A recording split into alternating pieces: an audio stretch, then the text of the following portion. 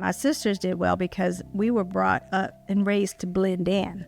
And we like go to school, listen to your teachers, don't create a fuss, and do what you're supposed to do. So we were brought up to look like everybody else and be like everybody else, And so, of course, we worked our hardest to do that. But that was our goal because that was our parents' goal. We were raised really not to see color because they didn't want any attention drawn to us separately. But now you should see color because you want people to value you for who you are. That doesn't mean that you're less than anybody else.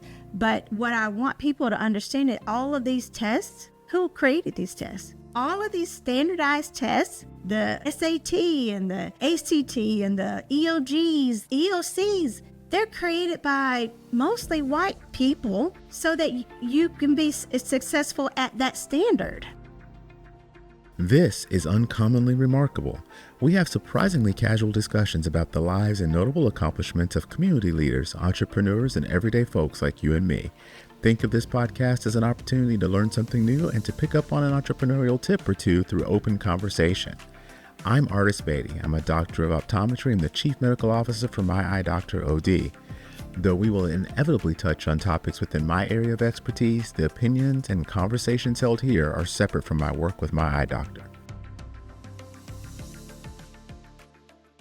Welcome. It is so exciting to have you, Sandy. Thank you for taking the time to be on the show. Thank you, Artis, for having me. I've been looking forward to it in the entire week because I'm so excited to talk to you about some of the things that you've done and what you're involved in now because I just find it fascinating. Thank you. So let's start a little bit talking about where you are today because you've been an educator for a career. Yes. And you recently got the opportunity to do some things outside of that. Yes. And so what are you doing now? Well, currently I am on a planning board for the Rex and Catherine Sneed Foundation for Africa and for sustaining African communities.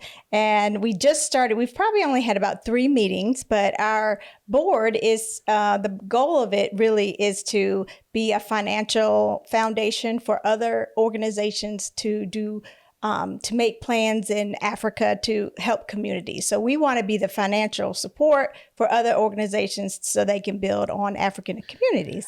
That's pretty incredible. So how did you find this board and how did you get started with that? Well, Dave Sneed is a longtime friend, used to be teacher of mine back in high school, and we've stayed in touch. He came to my wedding when we got married on Good Morning America, and we've just stayed in touch over the years, and he was an educator also. He was a assistant principal. And so we've followed each other through our educational careers. And he just reached out and said, hey, I have this foundation. I'd like you to be on the board, the planning board for it, then the board. And would you be willing to do it? And I was like, yes. He's traveled to Africa and he's seen the communities and the schools. And he really wants to, before, his last hurrah, before he sails off into the sunset, he really wants to give back to the community. Well, that's absolutely amazing. And so the concept is a little bit different though, right? So you're a hub and your positioning is to help other people who are trying to secure funding. Yes, is that right? Secure funding. Yes, we will be the financial support for other organizations. You try to slip it in there, but we're going to go back and talk about this wedding on Good Morning America in a minute. But so in what organizations or other types of foundations are reaching out to you to work? Well, none at the moment because we're just planning. Okay. And hopefully, we'll probably plan another year or two.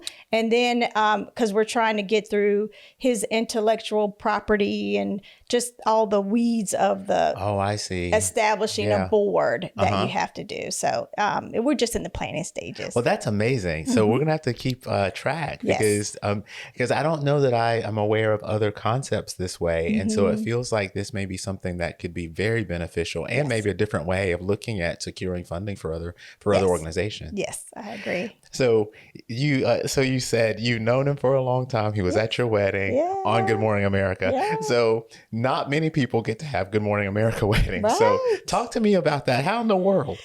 Well, it was amazing. So I think it was the year 2001. Okay. JJ, my husband now, JJ, we were dating and probably like, I don't know, after 7 months, we got engaged. And that was really cool. My older sister said, hey, Good Morning America, they are offering to pay for someone's wedding, but you have to send in your love story. So I said, oh, I think we have a really cool love story. So I sent it in from the perspective of JJ writing it. And it was just a one pager saying that, in high school, I gave him my senior picture and he was a sophomore. And I said all these things like drive safely, whatever. And then I said, P.S. your future wife. But I was joking because I knew he had a crush on me. So I sent that story in. Next thing you know, about a week later, he gets a phone call from Good Morning America saying, hey, tell us more about your story. I get a phone call. They say, okay, this is interesting. Then they want to come to Durham. We both lived in Durham to see me at school and to see him in his business area. And so they did that. And they said, well, you're going to be one of the 5 contestants on our show to win a wedding. We were like, oh, this is wonderful. So that was in mid-March. And then mid-April was when we had to start going to the show and be on the show every day that week. For one whole week, they featured a couple. So we were couple number 1 on Monday, and then it was couple number 2, 3, 4, and 5. And then the next week, all of America could start voting. And they said they knew day one that we were going to win because so many people voted for it. Of course, I'm at a school, so I'm telling everyone to vote. And then, oh my gosh, by the end of that week, it was April 25th. I remember it was Good Friday because I didn't have school, and they wanted us all to be in one location because they were going to come to the house of the winners. And I thought, well, okay, I'll have my mom and dad here, my sisters, a couple friends. I'm not going to have too many people because what if we don't win? Right. And so we were there at 6 o'clock in the morning. And then, of course, Good Morning America comes on at 7 o'clock. And they said, don't watch TV. Maybe by 8 o'clock, someone will come and ring your doorbell, or they may not. So we were all gathered at JJ's house, and we were just waiting and waiting. 8 o'clock comes, we're like, we probably didn't win. And the next thing you know, ding dong, and the floodgates open. You have to see the video of it because we are just hooping and hollering, screaming, jumping up and down. It is insane. And Tony Perkins at the time was the weatherman. So he came to our house with flowers and balloons and a red carpet and said, you won. We were just out of this world crazy. Oh my gosh. So I had no idea that it was one of those America Votes things. Yes. So this is probably was American Idol was just starting in that. Yeah. So it was kind of one of those things where people were really getting into let us do TV. Exactly. And vote for things. The internet was still coming online and people could vote. That you just voted online. But yeah, it was so cool. And we really got married in 3 weeks. Like after they said, you win. Now we have 3 weeks to plan a wedding. And so every week I would go up there more than JJ because, a wedding is more for the bride, I guess. And so I would go and try. Donna went with me one time, my sister, to do bridesmaids dresses. I went up there to do flowers. We both went up there, JJ and I, to pick our rings. I mean, it was just amazing. So you had 3 weeks to plan, but you had a whole army of planners, which helps out. Right. I just had to be there. But did you have a backup plan? We actually did have a backup plan. We actually had planned to get married in July at Duke Gardens. Got it. Yeah, Got it. yeah. So whether you won or not, you had a plan, you had a venue, and you weren't going to be kind of pushing this thing out, waiting for. And I actually bought a dress already, so I had to return the dress. Oh. Yes. And a lot of places don't accept returns on dresses, but they did. I said, look, I won a contest. I wouldn't return it any other way. So, I said, I won a contest. I really want to return it. And then we actually paid Duke to already have the venue. So we had to get a refund there. Wow. Wow. And so then you have the show, you have the wedding. And what was that like? Well, Luther Vandross sang at our wedding. Like he serenaded us. Me walking down the aisle, right in the middle of Times Square. Unbelievable. And then the day before the wedding, Liza Minnelli serenaded us.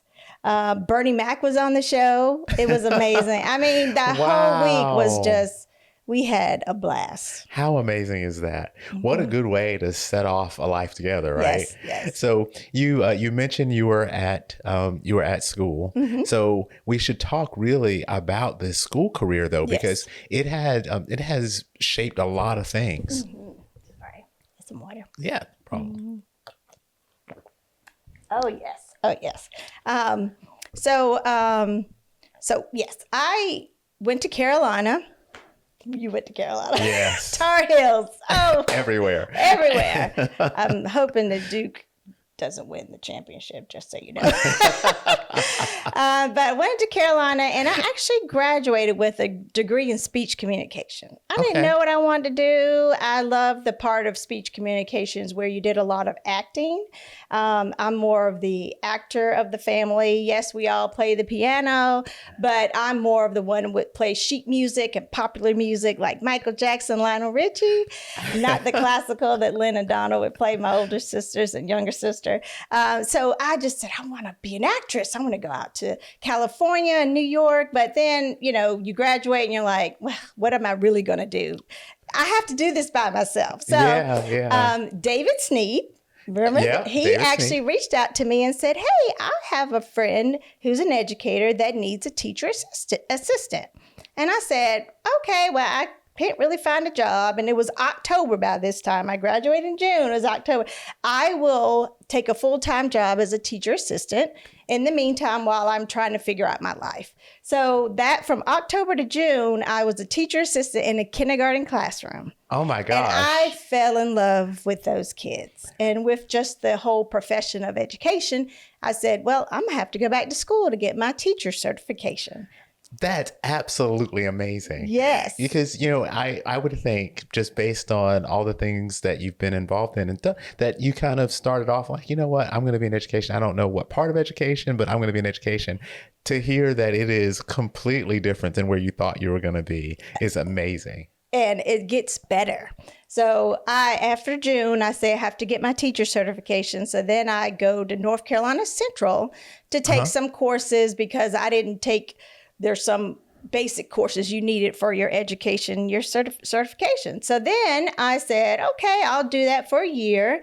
And once I got my certification, I became a teacher in 1996 in Durham at Forest View Elementary. And I thought I was just hot stuff. I'm a teacher. This is so exciting. Then I said, well, I think I want to get my master's in education, elementary education. I was having so much fun. And then I did my master's at North Carolina Central in elementary education. Then at that time, I was working at the school where David Sneed was the principal and I am the teacher there. And I said, I want to go back. I love learning. So I said, I want to get my doctorate in instructional leadership. And he said, no, get your doctorate in educational leadership. You could be a superintendent or principal. I said, well, I don't really want to be that type of leader. That I'm more of a follower. He said, no, you can do it. If you get your educational leadership degree, you can do anything in education. I said, well, okay. So I went to Carolina to get my doctorate. It took me about 9 years, but I did it. I got my doctorate in educational leadership. And then I was able to become an assistant principal by lateral entry. I didn't even have an administrative degree. Most people now get administrative degrees, but I didn't even have an administrative degree. So that's amazing. So you were teaching were you teaching during the day and going to school at night? Yes. Oh wow. Yes. And I wasn't. And at this time, I wasn't married yet. But like I said, in 2002 is when we got married, and so I started my doctoral degree in 2001. Wow. So you were then dealing with going to New York and teaching and getting ready to get married and having to deal with that show all at the same time. All at the same time. And then I get married and then we have a daughter, she was born in 2004. So. And so you said, oh, well, it took me 9. But honestly, with all of that going on, how in the world could you? 2 kids after that. Yeah. I did that working as well, like all the things. And so when you started with the in the elementary school, what was it about working with the children that inspired you to say, this is really where I need to be? Well, I know a lot of people say, they want to make a difference, and you truly feel like you do. You really feel like, man, I was a first grade teacher, so that was my passion. First grade is the grade that if a kid leaves your classroom not being able to read, you've pretty much lost them. Unless they get to second grade and they can have some remediation. But first grade is just that year that if they left, most of them did. I would say, 99% of them left my room reading. I knew that I made a difference in their lives. And not only just with the academics, but with the emotional piece and the behavioral piece. I was that classroom that the teacher said, well, let's put this child in Sandy's classroom because, this teacher's having a hard time with them. We know she's a little more compassionate. She's structured, but she has fun. I was that classroom that I could handle more students that needed a little more care. Wow. And so when you, as you're going through with elementary, did you think you would stay in elementary education, or did you feel like there were other parts or I guess time periods during a student's educational career that you thought you could influence? I just loved elementary because to me, you're getting them young. That's when they're most impressionable. And I was in elementary. Like I said, I became an assistant principal. Well, after I became a teacher, I went into administration because David Sneed left and he said, well, I'm going to leave school. So why don't you be the principal at Southwest Elementary School? But I had to apply for it. I became a principal. I didn't really want to be a principal because, again, that's leading. And I said, I'm a good teacher. I'm at the teaching aspect, but I need to learn more. I just wanted more. Yeah. And how can I really impact a child's life? Like, what else can I learn to help the children grow even better? So I became an administrator, and it was a little stressful at first. I would have headaches all the time because I'm just trying to fix everything. Teachers come to you, and you felt like you just have to fix it. Then the opportunity came. I was pregnant with my second child. I was on maternity leave. The superintendent of Durham called me to open up the new W.G. Pearson Elementary School. That was opening in Durham, and I was only a principal for 3 years. Wow. And that was an honor. Like you don't really, after opening a new school, after being a principal for 3 years, that's really not heard of a lot. So he asked me to do that. And I thought, well, okay, fine. It's in Durham. I've got 2 kids, but I'll do it. And that was a challenge because of the whole community in Durham, where W.G. Pearson Elementary School was near NCCU's campus. Okay. They were tearing down that building and building a new school right beside Hillside High School, right on Fayetteville Street. Okay. And so that was interesting because the community was an uproar. We're tearing down the school, you're building a new school, now you want all the teachers to reapply. That was a little challenging. Luckily, though, because I was a newer principal, I had the support of the Durham Public Schools instructional staff, their area superintendents to help me do it all. So I wasn't really doing it by myself. But that was an interesting challenge, and I loved it because it was a gifted and talented magnet school. It was different from just the traditional school. Right. So I did that for 3 years. Okay. And then our family, we were living in Durham. We moved to Raleigh. And so I started, commuting back and forth, going to Raleigh from Durham and Raleigh. And that's when gas prices had shot up at that time. But my kids were staying with my mom and dad. They were babysitting them. So that was exciting for us because they were getting to know their grandparents, but also we could save a little bit on childcare. Then, unfortunately, my father passed away, and it was like, well, I've got to figure out something different. And this whole drive to Durham with my minivan and the gas was not cutting it. So I applied to Wake County Public Schools and became the principal at Briar Creek Elementary School. Oh my gosh. And that's a year-round school. So that was a new challenge for me, but that was an exciting challenge. And my 2 children were able to come to school with me there. Oh, no, that's pretty incredible. That's incredible. Pretty incredible. They went there the whole time. Allison, she was there, my oldest daughter, and then Justin, my son, was able to come there. Did the other students know that your kids were there?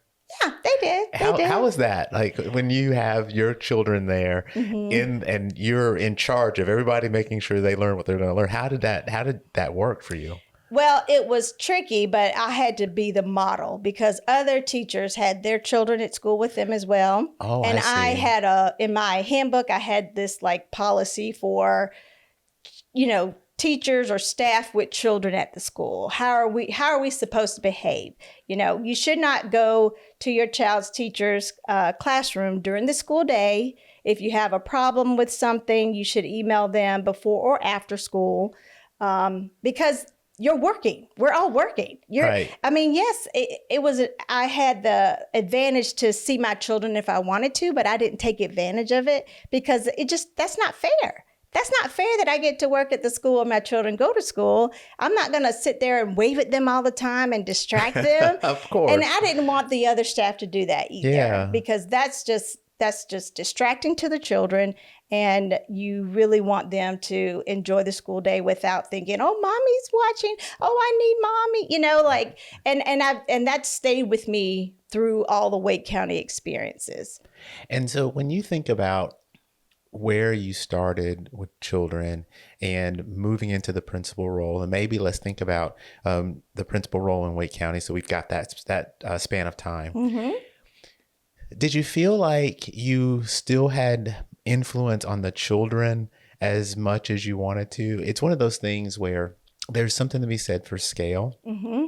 And, if I think about in my career, if I'm seeing my individual patients, what I really love to do, right? Mm-hmm. And so I get to see the patients and talk to them, and I get the challenge and enhance their vision, right?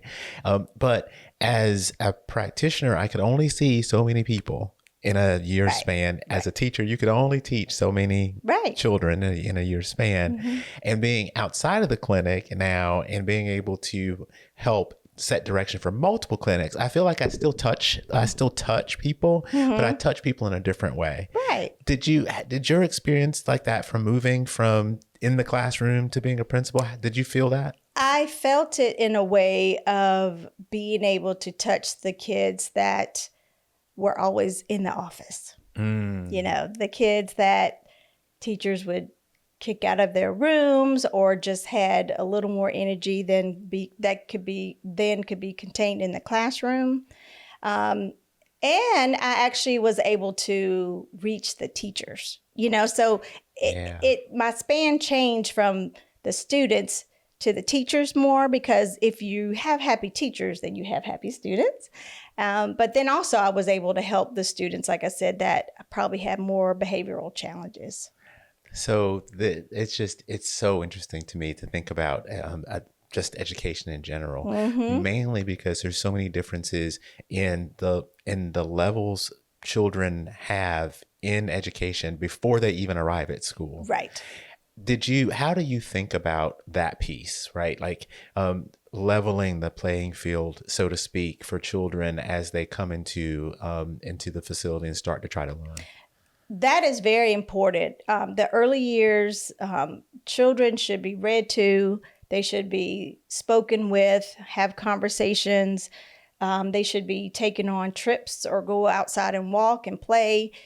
Parents have a lot to do before a child enters school, and they should take pride and priority in that, because we would see some kids come to school and they didn't know their ABCs, they didn't know how to read. That's okay, but it does help if they have already had if parents had some exposure to the environment, this is grass, or this is a dog, or these are mountains, or let's read a book from left to right, and this is the cover and this is the back of the book. That was always helpful when kids came in. And I did that for my children. I mean, I was reading to them in my stomach, and I read to them every night. And even though some nights I'm like, man, this is just a lot, but it helped. It really does help. Because I think about Durham and Durham County, and then Wake County, and there are large ranges of opportunities in the county, Yes. right? Yes. And so it ranges from very, very affluent to really in need of some help. Yes. And so in a magnet school, maybe not the same type of mix as going into a true public school through traditional distribution, right? And so thinking about how you were able to, I guess, influence the teachers to look for that empathy and try to bring the students along. It's just very interesting to me. Well, I would say in Durham, W.G. Pearson was a Title I school, which meant, you had at least 50% or more of your students on free and reduced lunch. Okay. And you really want the teachers to be empathetic, but also not to feel sorry for the kids, but you want them to understand they may not get to go home and do homework. They may not get to go home and someone read to them. We might have to work a little bit harder and think a little bit differently at what we do in the school level. Coming to Bragg Creek was a little different. It was not a Title I school, but we did have a percentage of our population that was free and reduced, which still in every school, there are populations like that. It just depends on, do you have 10% free and reduced or do you have 90% free and reduced? So when I left Bragg Creek to go to Hortons Creek, my last school, and I opened that school as well, that school at Hortons Creek was about 10% free and reduced lunch. Okay. I mean, yeah, about 10% free and reduced. So what did you learn in opening schools?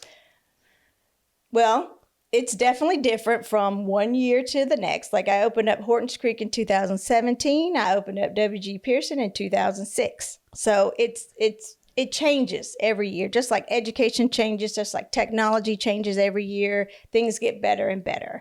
So I learned that you really don't have a lot of autonomy opening schools. The schools, Wake County and Durham public schools, they have like, this is our recipe for how to open school. This is what, this is who you go to. This is how we do it. So it's fun, but you still are pigeonholed to what they want you to do. For example, at Bragg Creek and right before I left, I had that epiphany of, school is just not, the way we do school is just not cutting it for me. That's when I became a TED Ed Innovator educator. I applied for that because it's all about how can we think differently today, knowing the kids we have today. And I say that because, you interview teachers and you want teachers who are up to date. You want the 2025 teacher that knows how to use her iPhone, that knows how to use a laptop, an iPad, a computer, a screen, use HDMI cables, that can do it all. Yeah. Create presentations. They're Google certified, or they know how to use Google Drive or something. Versus the teacher who I pencil and paper and I was the principal that wanted to get the teachers who were up to speed and just up to date and that could think differently. And so once I started realizing that at Bragg Creek, I said, you know what? I'm going to go to Hortons Creek, the new school that I opened, and I'm going to be able to hire teachers that think differently automatically. Just because I get to hire everyone. But my thing at TED Ed was that we've got to do school differently. The way we've always done school, it doesn't work for everybody, right? We still have the haves and the have-nots. Yeah. But school, and I would say that just because I feel like I'm the type of person, I was the type of student that I just can't sit and get. Sitting and getting, just banging your head, that's just not, I need to stand. I've never heard that term before, but that's awesome. Yeah, I want to stand and learn. I want to be able to move around. I want to be able to do all the things. And so when I went to Hortons Creek, we got more furniture that allowed more movement. We got flexible classrooms. We have more tables and not desks. No desk at my last school, no desk. Because we wanted collaboration. We wanted kids to work together. We wanted just We had devices in the classroom. You've got to stay up with the changing times. So talk to me a little bit about TED Ed though, because I want to understand that. And for listeners who are not familiar, it'll help for us to kind of get that picture. Yes. And because I find that interesting beyond just kind of the umbrella. And then we got to talk about the no desk thing, because in my entire career as a student, you go into the classroom and you sit in the desk. In fact, they call it classroom style because that's what you do. Yes, and so to take the desk away is something interesting. We got to touch on that. But talk to us a little bit about TED Ed. So TED Ed is a platform where it's a platform for educators where you can post lessons or just create ideas of how you're just presenting in your classroom. So, but they had this opportunity where we're looking for innovative educators, and please send us your idea of something that could be innovative in the classroom. Okay. And so my idea was really that, we still have a system that really promotes and if I can just say it, it's a white way of schooling. Like the schooling that is today is done the way that it was created to do. It was created for white boys and girls to be successful. And that's mostly what is successful. I wanted to see, we've got to figure out how we can reach everybody. Because when you look at all the educational national norms of who's ahead and who's not, and who's being successful in reading and math, a lot of Black and brown children are just not. And school is not working for us. It's not. It works for some of us, maybe because our parents did certain things, but you can't depend on, you can't control, you shouldn't worry about the things you can't control, because you can't control what parents do at home.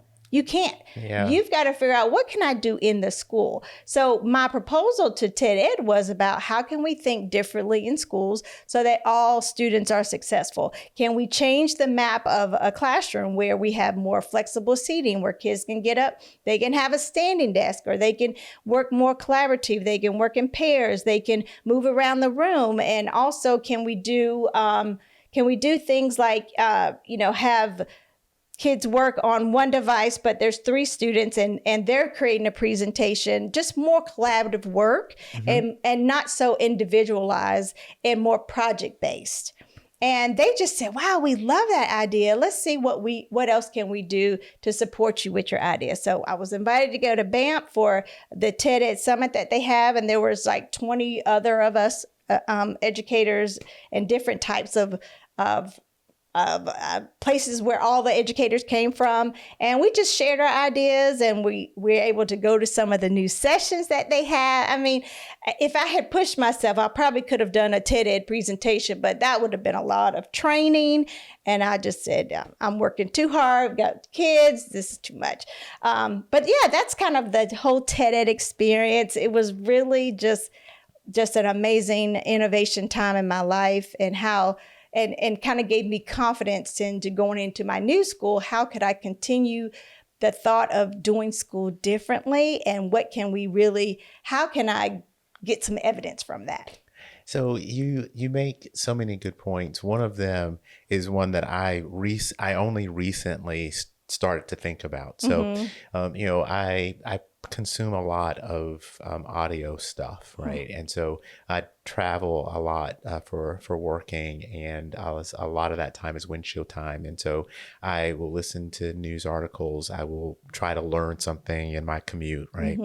And one of the things that I most recently listened to was an article that was discussing the military, and so Army and Navy specifically, and that the number of recruits that are coming into both the Army and Navy are very, very low.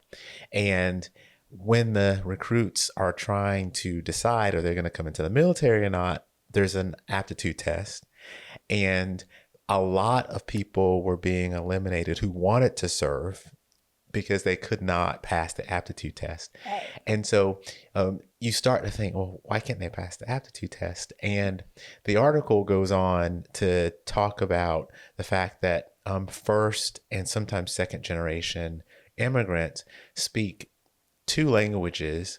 And so to your earlier point about parents reading to them, they may have read to them in the native language and not in English. Right. And so when they go and take an aptitude test, they have a hard time because the test is written in English. Yes. And it had an overwhelming effect on brown and black people who wanted to be part of the military. And I've never actually kind of thought about those things together, because if you grew up like we grew up, right?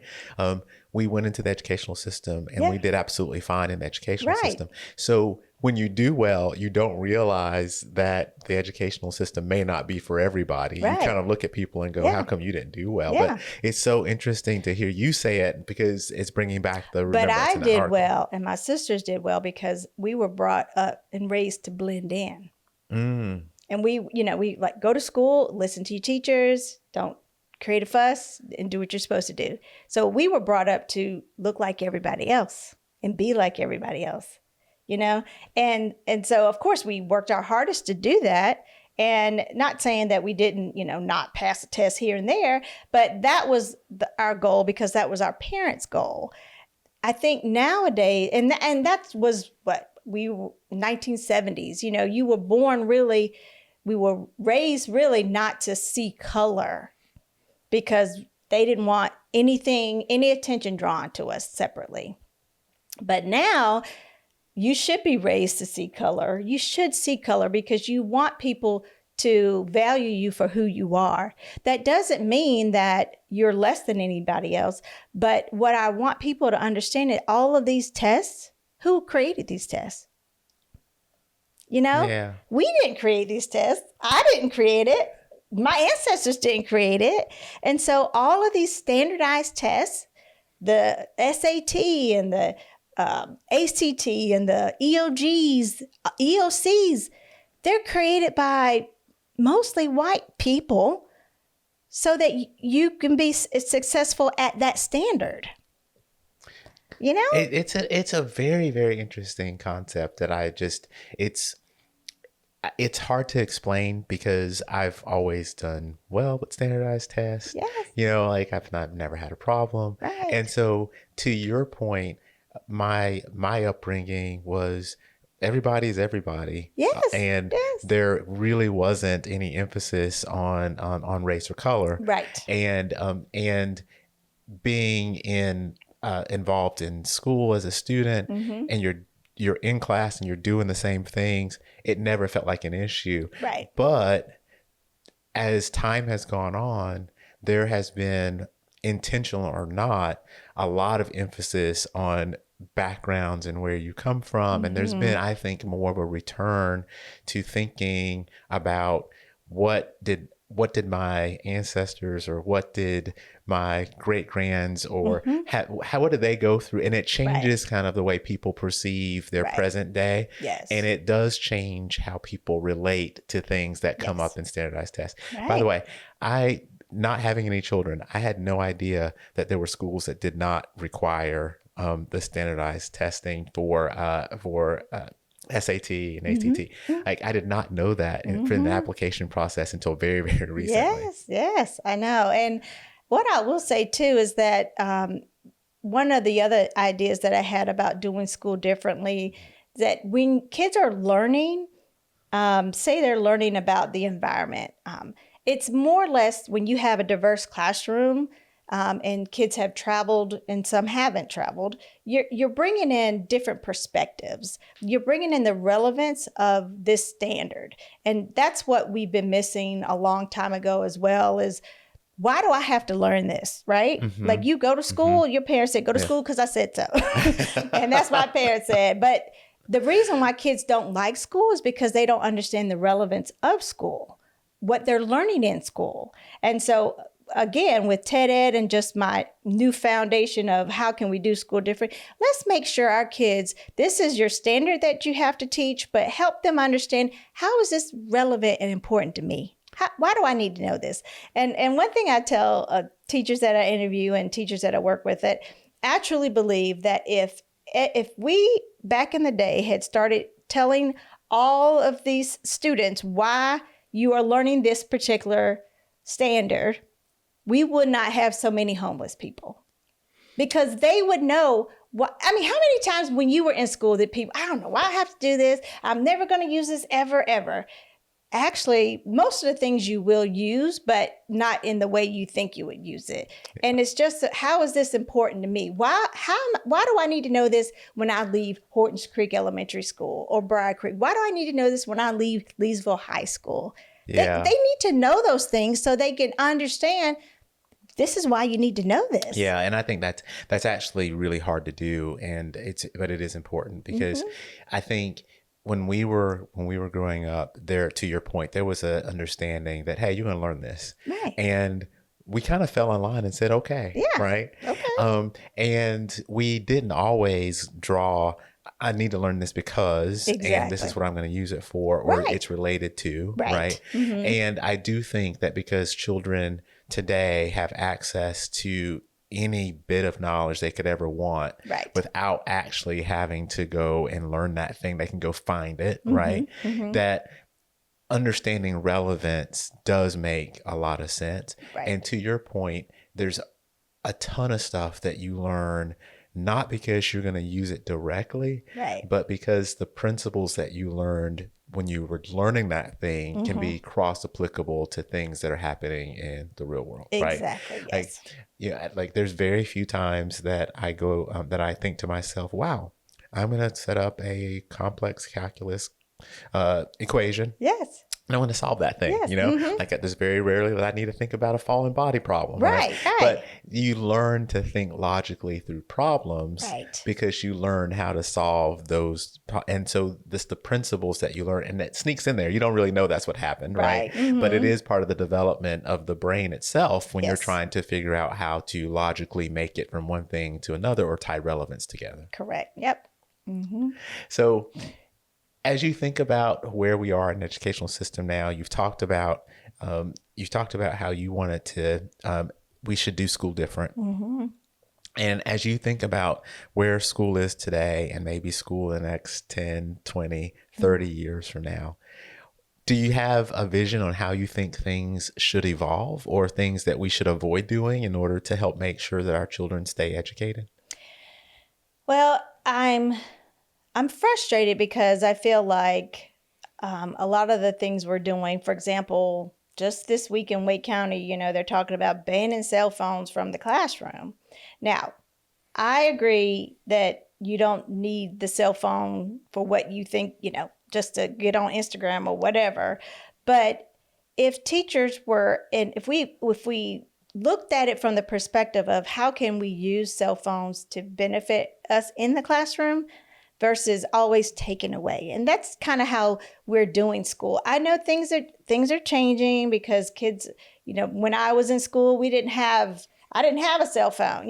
They weren't really there in 1989, right? And I know it's different, but I feel like all we do is take away from the kids now. And that's why kids hate school. They don't want to go to school. Mm-hmm. They don't see the relative. If you're going to take my phone that I have on me 24/7, just so I can learn what you have to say and you don't tell me why, it's like we're just fighting against kids to fight. Like we're not listening to them. I don't know. I think that was a while ago when the cell phones started coming out and teachers would get all these pockets of shoe rack to put all the phones in so the kids wouldn't be on them. But now they're saying they're distracted in the room. But I would say my child would have a phone in school. Keep it in your backpack because I want to know where you are. If you got on the bus, I want to know. It's for safety reasons. Yeah. But the high schoolers I know are the tricky part. They're the ones that keep their phones on them. You want to do all the things, whatever. But you've got to teach them let's use our cell phones for education versus communicating with friends. How can we do that a little differently versus saying no cell phone? Like I don't know how it's going to work. I just don't know how it's going to work. Well, I would agree with you. And I think there's a little bit of having to think about other types of devices that may have been on the risque side first, right? And so children are growing up in a digital age where they don't know anything other than having, right? So it is very difficult to take something that you use, depend on, have had every day since you can remember and not have it at school. Right. But, I think we also went through some of this as technology evolved around, say, calculators, right? First calculators, no. You're going to learn to do this without the calculator. True. Then there were scientific calculators. Well, nobody's really trying to figure out what the sine or cosine of something is on their own when you could have a calculator. And the calculator helped to enhance the educational experience because it took things that would take a long time to figure out to make them faster so you could actually learn more in the same period of time. Then there were graphing calculators. And so those types of things, you look back and say, well, that's not the same. But really, during those times when they were being introduced, they were, right? They were something that was different, a piece of technology that people thought was going to make it harder for people to learn. Right. But it, in fact, enhanced the learning experience. And are we seeing that with cell phones now? Yeah. I don't know. I that cell phone to me is the first challenge. And then down the road, I just think, you got to get kids the attendance piece of it, right? Because I just heard on the news the other day that there's some school district in South Carolina that was going to pay students $25 if they had perfect attendance for like a quarter or the year. And I was like, wow, that's money can get some kids to do some things. But that's what I was facing too, leaving school, was that, you have kids that don't come to school every day. Elementary kids can't bring themselves to school. They have to have a parent bring them. And parents sometimes didn't see, well, they missed 10 days of school. It's just elementary.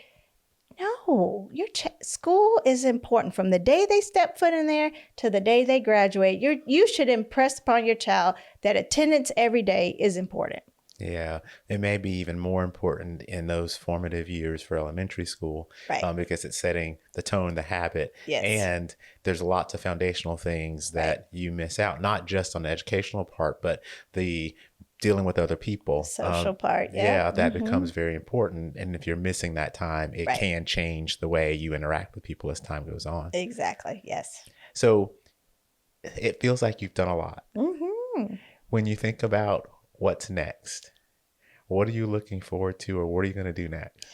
Well, after, when you work for the state and you retire after 30 years, you can go back to work after 6 months.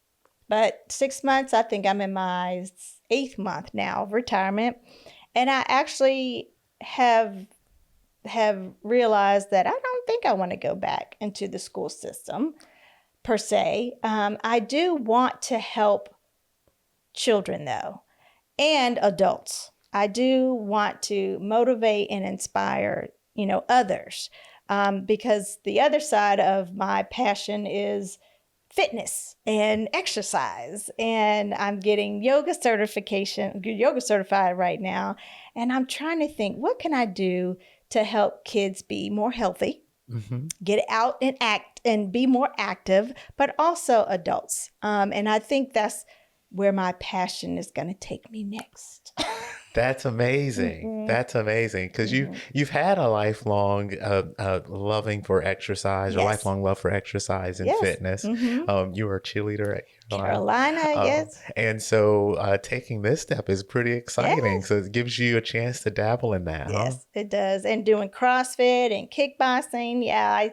But yoga really, after retirement and after all the injuries from CrossFit, I said, this is something that's going to keep me stretched, and will lessen the injuries. And I just fell in love with it. I really feel so much more healthy because I'm doing hot yoga. So I'm sweating. I love it. I love it. Oh my gosh, I've only tried yoga a couple of times, and I walked away thinking I don't know that I can do this because they're calling out a pose. Yes. They're like you might need a block. I'm like, okay, I'll take the block. I'm like, oh, you might need 2 blocks, and so it was very difficult for me. But it's something that is interesting and challenging, which is kind of right up my alley. Right. And so I got to carve out time.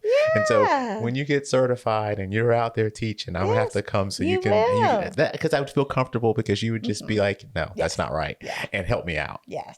Well, I think we started. My sister and I started, and there was a progression to it. Because I'm not a yoga person. I hadn't even done yoga. This is my first time really doing yoga, and I jumped into hot yoga.